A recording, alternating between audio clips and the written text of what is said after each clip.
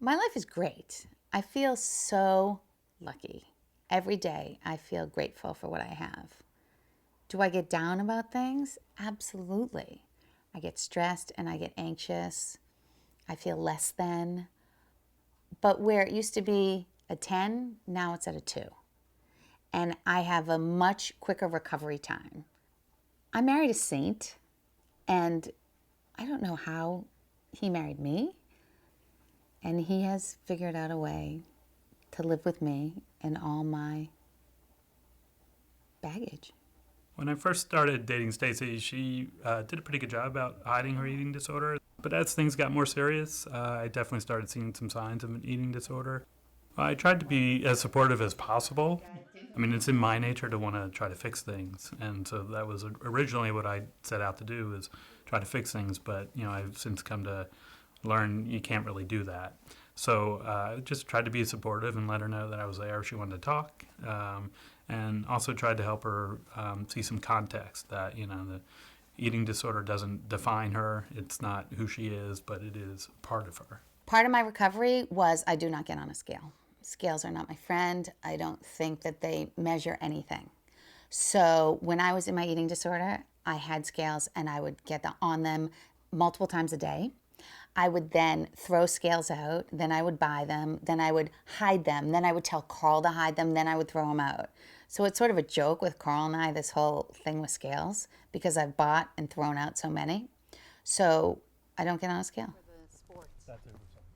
She's just learning every day. Is one thing I love about Stacy is she'll try different vitamins. She'll try different approaches to healthy eating, and it's been a great focus for her, and sort of brought a positive to food, as opposed to the negative that had been there.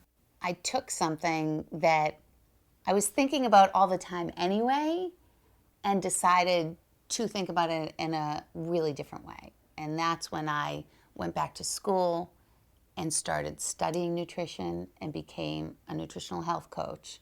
And now I do think about food a lot, but from a completely different perspective. Food is not my enemy anymore. I love to cook. I love to make really yummy, healthy, delicious dishes. My friends call me and ask me about different foods, and I love that. She also doesn't let food have power over her nearly as much. I mean, like I said, she will suffer setbacks here or there, but she understands food is just sort of there, and it doesn't control her as much. My relationship with food, for the most part, is really, really healthy. Having said that, I still struggle. Food can sometimes still be a problem. When the disease takes control, there's very little you can do while they're in the moment. Yeah, after binging, she always feels bad about it, but I just I'll be there to talk, and we'll talk about it, and I'll cook a really healthy dinner. It does happen where we'll have a cake in the house, and she'll have a piece, and then I'll see her go for a second piece. And I actually will never say, is that, a good idea? What I will do is sometimes I'll have a second piece, whether I'm hungry or not. Sometimes I'll just do it because, again, I think it just makes it seem more human. It can be draining, sort of being the spouse of someone who, binges. I love her so much that I hate to see her in pain. And then I think, we talk about our kids. Now it's, we don't, necessarily want our kids to have to experience that. So, how do we, bring up the subject? How do we talk to them? How do we educate them? I think being a mom and navigating children and nutrition is a constant work in progress. I truly believe that kids should eat healthy, but they should also really enjoy junk food because it's part of being a kid. I think for the most part, Carl and I are on the same page. However, I am a little stricter than he is. I think Stacy's preference is to have as little junk food in the house as possible, just because it's a temptation for her. If it's there, sometimes when the kids go to bed, it kind of calls to her. And so, having it out of the house, kind of removes that.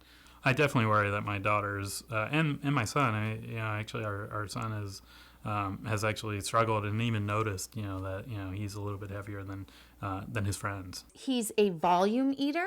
So if he finishes his plate and he wants seconds, we'll have seconds of protein before we have seconds of carbs. After dinner, the kitchen is closed and we go upstairs. If they are hungry, they can come downstairs and have a piece of fruit.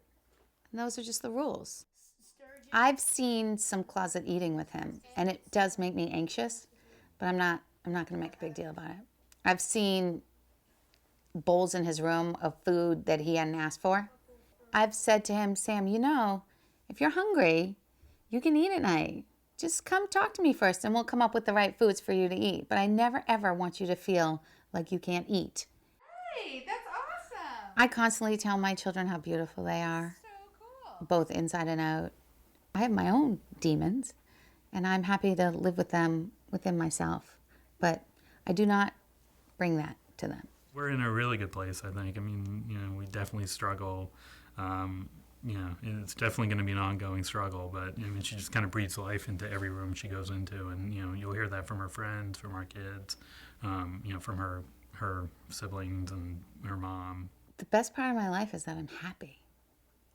I'm happy, and I love my family, and I love my profession, and I love my community, and I feel really grateful, super, super grateful